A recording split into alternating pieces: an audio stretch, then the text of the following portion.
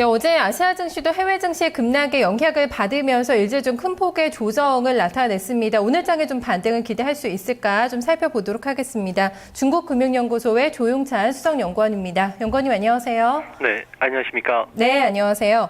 일본 장도 어제 조정 좀 크게 한번 받았습니다. 8,800엔 선 초반대인데요. 여기서의 좀 이후의 방향성은 어떻게 볼 수 있을까요? 예, 오늘은 그 옵션 만기일이기 때문에 아무래도 좀 불안한 급등락 장세가 예상이 됩니다. 미국의 재정 절벽에 대한 우려도 높아지고 있고요.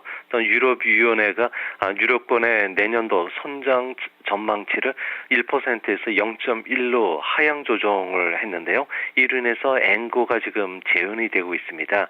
또한 중국이 추가 부양책을 발표하지 않음에 따라서 투자자들 사이에서는 경기 민감주에 대한 투자 비중을 좀 줄이려는 그런 움직임이 아주 뚜렷하게 나타나고 있습니다.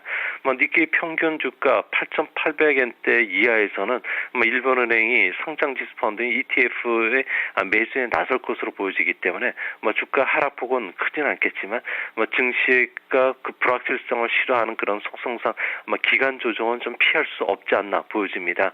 오늘은 지방은행, 제지, 철도, 물류 같은 내수주들을 중심으로 해서 462개 기업의 실적을 발표하기 때문에 내수주 쪽으로 아무래도 좀 개별 종목장이 펼쳐지지 않을까 보여집니다. 네, 오늘도 아시아 증시에서는 중국 쪽에서 경제 지표가 많이 장중에도 발표가 되기 때문에 여기에 대해서도 좀 반응이 나오지 않을까 싶은데요. 일본 경제도 수출의 상당 부분을 의존을 하고 있기 때문에 여기에 대해서 좀 신경을 많이 쓰지 않을까 싶습니다. 일본의 경기 회복을 기대할 만한 좀 신호들 어디에서 좀 읽을 수가 있을까요? 네, 지금 현재 그 일본 같은 경우에는 중국의 그 경기 선행 지표인 그 제조업 PMI가 이제 2개월 연속 상승하면서 체감 지수가 좀 회복이 되고 있고요. 여기에 이제 미국 수요만 살아준다면은 일본은 같은 경우에는 경기 침체 국면에서 빨리 벗어날 수는 있습니다. 현재 일본의 그 자동차 판매와 생산은 회복되는 징후들이 좀 나타나지는 않고 있는데요. 다만 IT 부분의 그 재고 조정은 좀 빠르게 진행되는 그런 모습입니다. 재고율이 2개월 연속 감소하면서 최악의 시기는 좀 지난 것으로 보여지는데요. 스마트폰이라든지 신형 태블릿 같은 신제품 출시가 계속이 된다면은 생산 회복을 좀 기대할 수는 있을 거로 보여집니다. 하지만 현실적으로 중일 관계는 계속 악화되고 있고요. 미국의 재정 절벽 위험은 사라진 것도 아니고요. 구인자 수의 그 감소라든지 에코 자동차의 그 보조금 중단과 같은 여러 가지 악재로 인해서 내년 초에 일본 경제가 회복될 가능성은 좀 높지 않은 편입니다. 앞으로 발표되는 10월달 무역 지표나 산업 생산, 또 일본은행의 12월 그 단간 조사와 같은 주요 경제 지표들에서 이런 그 경기 회복 신호를 좀 읽었으면 좋겠는데 현재까지는 이렇게 뚜렷하게 회복이 되는 그런 모습은 아니기 때문에 일본의 그 전자 부품이나 반도체와 같은 재고가 낮은 종목 중심으로는 좀 개별 종목장이 좀 펼쳐지지 않을까 보여집니다. 네, 일단 크게 시장의 기대치가 높지는 않은 상황이지만 또 일본에서도 나오는 경제 지표들 좀 주목을 해봐야 될 것 같습니다. 중국장은 어떨까요? 최근에 좀 보합권에서 횡보를 하다가 어제 한번 조정 크게 받으면서 2100선을 크게 내준 상태인데요. 오늘 장에서는 좀 반등 모색할 수가 있을까요? 네, 오늘은 그 10월달 경제 지표들이 발표가 되기 때문에 아무래도 이런 그 경제 지표 성격에 따라서 민감한 반응을 좀 보이지 않을까 생각이 되는데요. 시진핑 시대를 여는 그 18차 공산당 대회를 열렸지만 이미 내정된 인사인 만큼 새로운 호재가 되지를 못하고 있고요.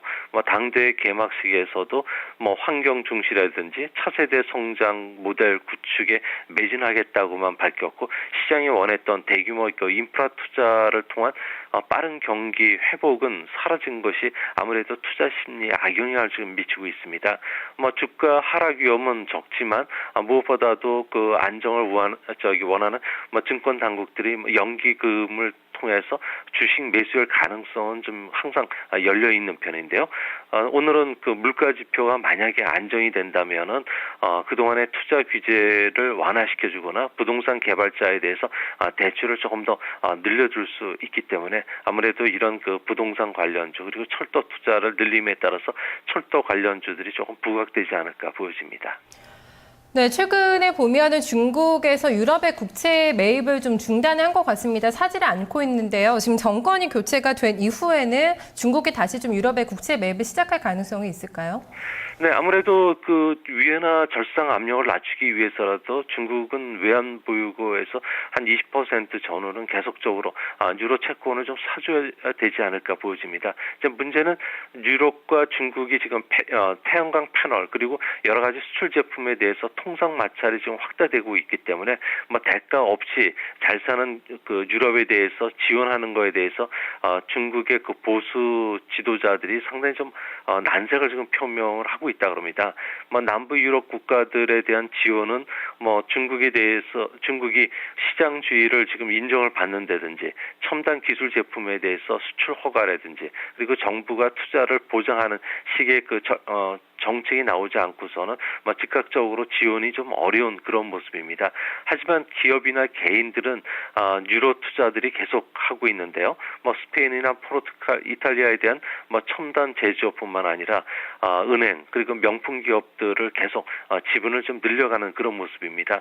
뭐 중국의 부자들 같은 경우에는 프랑스의 와인 농장을 비롯해서 파리나 바르셀로나 같은 주요 도시의 그 부동산 투자를 계속 확대하고 있고요.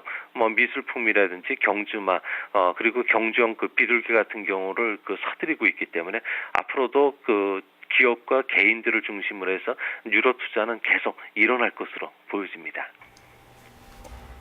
네, 알겠습니다. 연건님 오늘 말씀 잘 들었습니다. 주말 잘 보내세요. 예, 감사합니다. 네, 금요일장의 아시아 증시를 미리 들여다봤습니다.